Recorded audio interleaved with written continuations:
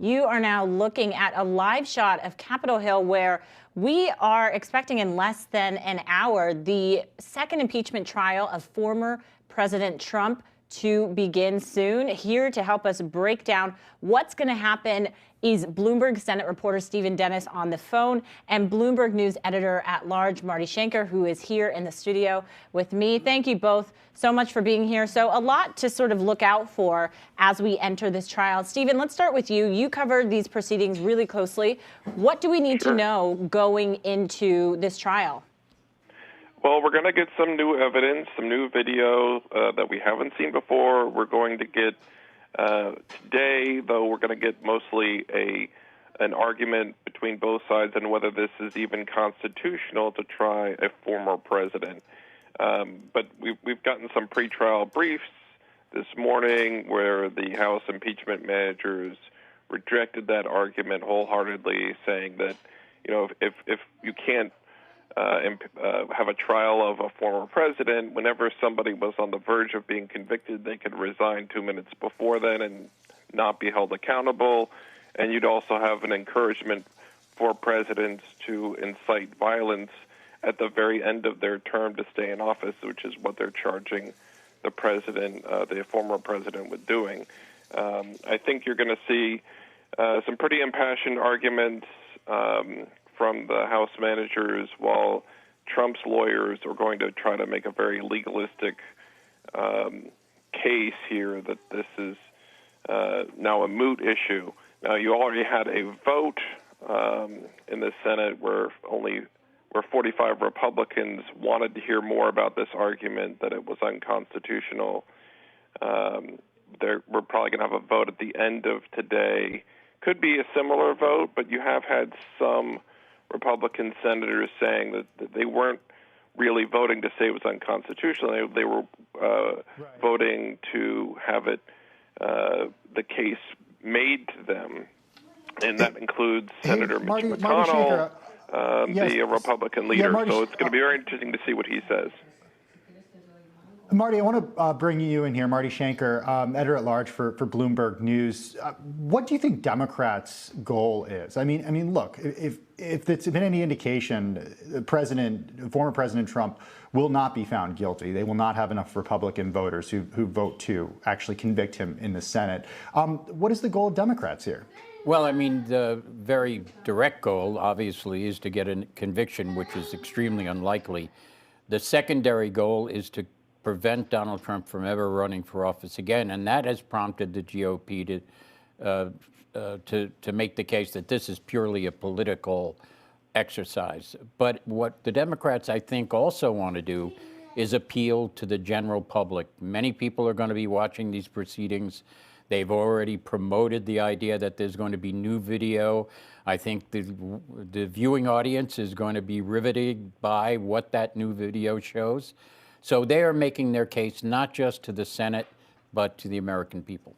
And Marty, do we expect to hear from the former president at all? I mean, we heard his lawyers call this trial already political theater on Monday. I mean, do we expect to hear from Trump at all? Well, he was already invited to come and speak under oath, and he has declined that invitation.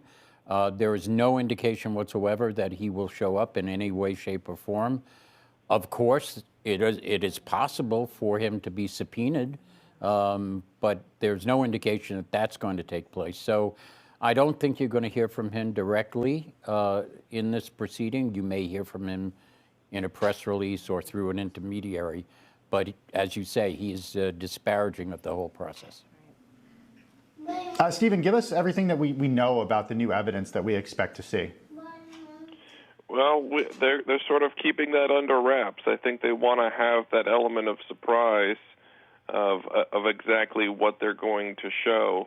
But, you know, one thing that's kind of interesting and very different from the last impeachment is every one of these senators experienced the event, and every one of the House members experienced the event. They were all taken out of that room and taken to a safe room where they had to spend hours while rioters were rampaging through the Capitol.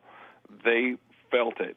Several of them were on the phone with White House officials, Republicans, trying to get Trump to call off the mob, to tell them to leave. And one of the points that they're going to keep making over and over again, and it's a point that, frankly, Republicans have made as well, is that Trump did not do it. It took him 3 hours before he released that video asking people to leave the Capitol. And so in that 3 hours, 5 people died, or 5 people ended up getting injuries that resulted in their death. That's going to be something that is going to be potentially pretty impactful inside the room. You know, these senators were there. They were angry. You know, and I do think that some of these legalistic arguments that Trump's team are going to try and make, and they've actually encouraged, Republican senators have encouraged them not to defend Trump's actions, not to have Trump talk, because they see, a lot of them see what he did as wrong.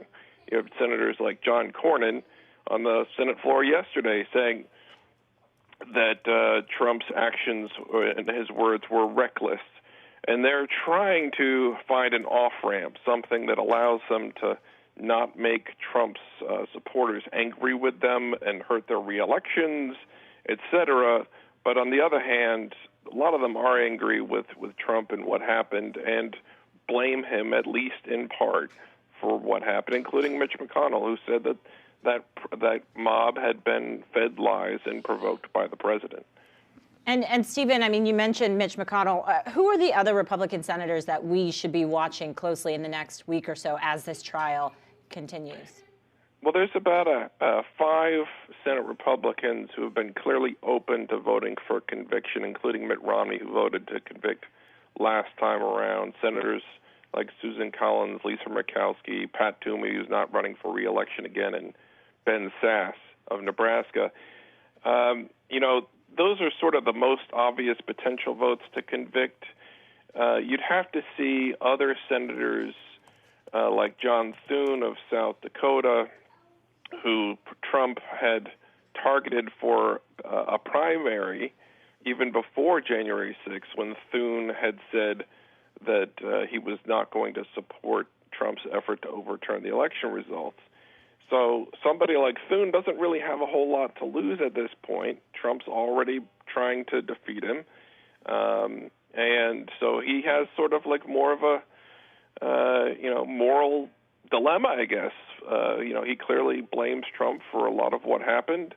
I think he's potentially the kind of person who could be a gettable vote. But on the other hand, if you want to be in leadership in the Republican Party, it's hard to do that and take on Trump. And so some folks like Ben Sasse are sort of going out there, and others are on the fence. But most Republicans are taking this off-ramp and saying that this is unconstitutional to try an ex-president.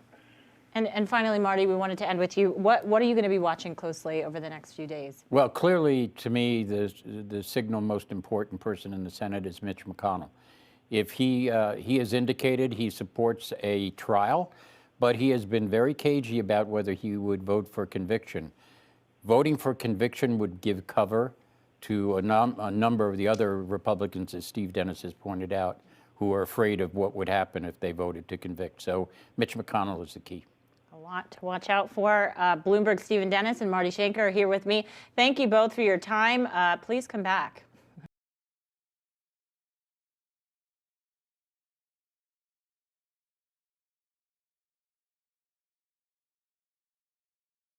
The biggest stories the moment they happen from around the globe. Subscribe to Bloomberg Quick Take now for insight in an instant.